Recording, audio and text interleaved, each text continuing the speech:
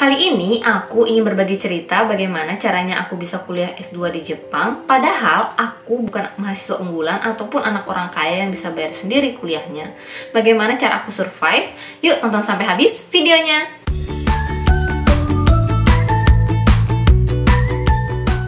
8 tahun yang lalu, atau lebih tepatnya September 2012, aku datang ke Jepang untuk melanjutkan kuliah S2 di bagian geoteknik. Tidak seperti sekarang, beasiswa ke Jepang itu tidak terbuka lebar.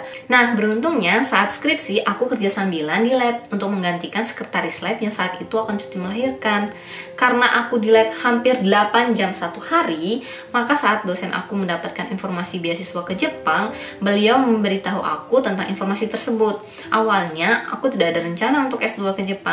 Tapi begitu ada kesempatan, tidak ada salahnya kan dicoba. Tawaran beasiswa ini berasal dari Universitas Ehime. Bagi kalian yang belum tahu Ehime itu di mana, Ehime itu ada di Pulau Shikoku. Nah, yang ini adalah Osaka dan ini Ehime. Jarak antara Osaka dan Ehime itu ibaratnya dari Jogja ke Surabaya. Beasiswa yang ditawarkan adalah beasiswa untuk mahasiswa Asia sebesar 100.000 yen atau sekitar 13 juta per bulan, beserta bebas uang masuk dan bebas uang kuliah tunggal. Saat aku daftar S2, aku belum lulus S1, sedang menunggu sidang skripsi aku. Tesnya itu berupa dokumen dan wawancara. Dokumennya itu adalah transkrip nilai, proposal riset, sama alasan kenapa kita memilih universitas tersebut. Di Jepang, kalau kita mau S2 itu nggak seperti S1. Kita harus tahu riset yang mau kita lakukan, beserta profesor atau paling enggak lab mana yang ingin kita masukin. Tes wawancaranya saat itu menggunakan Skype. Aku mau kasih tips buat kalian yang mau daftar S2, daftar kerja, ataupun daftar apapun di Jepang, dan kalian sudah dewasa, aku sarankan kalian menggunakan kemeja putih dan jas hitam, karena itu merupakan baju formal untuk orang Jepang. Saat tes wawancara, aku ditanya mengenai isi proposal riset aku, beserta alasan kenapa aku mau melakukan riset itu di lab profesor aku. Udah itu aja, dan ternyata aku baru tahu setelah aku keterima bahwa kandidat lain itu ditanyain mengenai basic knowledge teknik sipil. Jadi disuruh menyelesaikan soal-soal di depan Skype. Sedangkan aku saat itu kita ngomongin masalah anime, masalah manga, dan masalah bangunan-bangunan yang aku takjub banget sama Jepang. Udah itu aja. Sayang sekali, aku walaupun lulus untuk masuk Universitas Ehime, aku nggak lulus untuk dapat beasiswa Universitas Ehime. Tapi, profesor yang mewawancarai aku, yaitu profesor tempat aku apply buat research, ini ingin aku jadi muridnya. Jadi, akhirnya aku dapat beasiswa 30.000 yen per bulan atau sekitar 4 juta dari Ehime, tetapi aku nggak dapat beasiswa untuk uang masuk ataupun uang SPP yang nggak murah pastinya ya. Sebenarnya profesor aku meminta aku untuk mengambil beasiswa dikti dari Indonesia. Akan tetapi saat aku mencari informasi tentang beasiswa dikti saat itu, tidak ada tanggal kepastian kapan dibuka penerimaan. Dan beasiswa dikti itu hanya untuk calon dosen ataupun dosen, sedangkan aku tidak. Akhirnya aku mengurungkan niat untuk mengajukan beasiswa dikti. Selanjutnya aku ingin daftar beasiswa Mombuso dari Jepang. Akan tetapi ditentang oleh profesor karena tidak mudah untuk mendapatkan beasiswa ini. Terus gimana caranya aku bisa membiayai kuliah aku selama di Jepang? Karena aku bukan orang kaya, jadi aku agak khawatir gimana caranya aku bisa hidup di Jepang untuk bayar SPP ataupun biaya hidup apa benar-benar cukup atau tidak. Jadi aku email profesor aku untuk menanyakan lebih lanjut berapa biaya hidup dan bagaimana caranya aku bisa mencukupi untuk bayar uang muka beserta SPP-nya. Karena universitas ini adalah universitas negeri, jadi uang masuknya itu sekitar 300.000 yen atau sekitar 40 juta. Sedangkan uang kuliah tunggalnya adalah 270.000 yen per semester.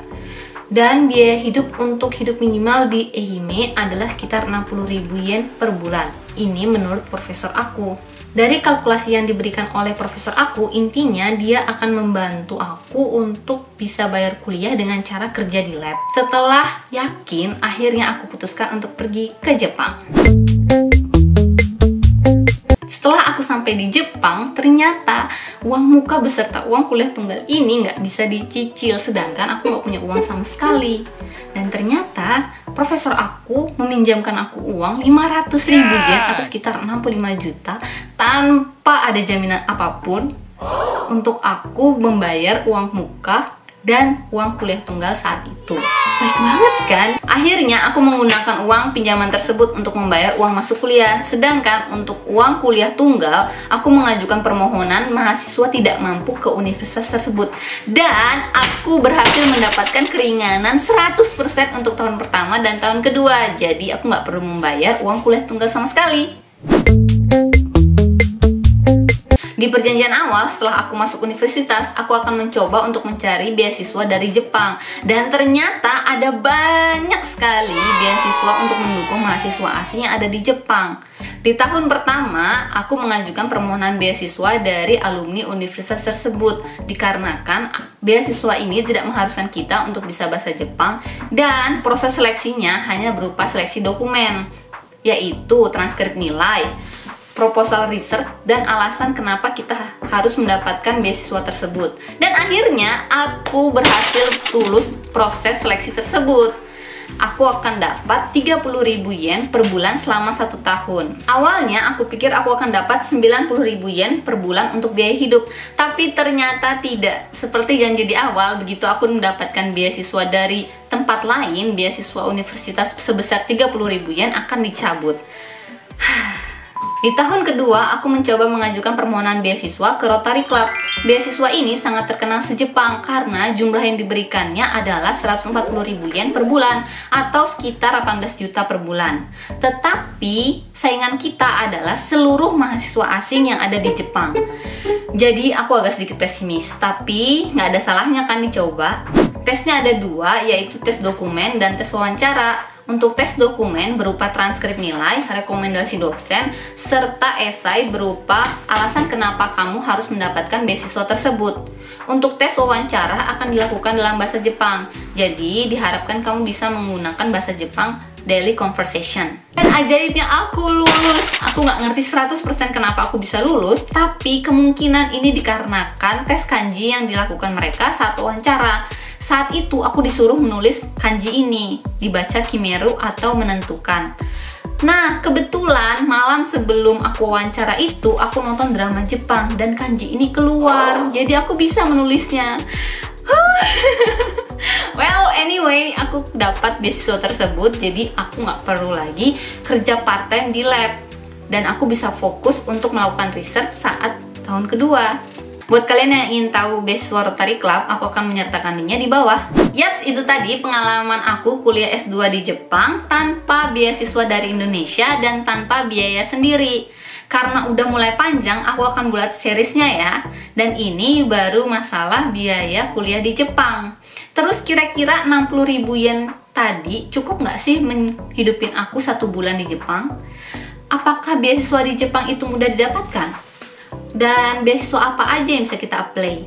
Kira-kira topik mana yang ingin kalian dengar? Komen di bawah ya, aku akan buat lanjutannya di video selanjutnya. Jadi dukung aku terus dengan cara like dan share ke sosial media yang kalian punya.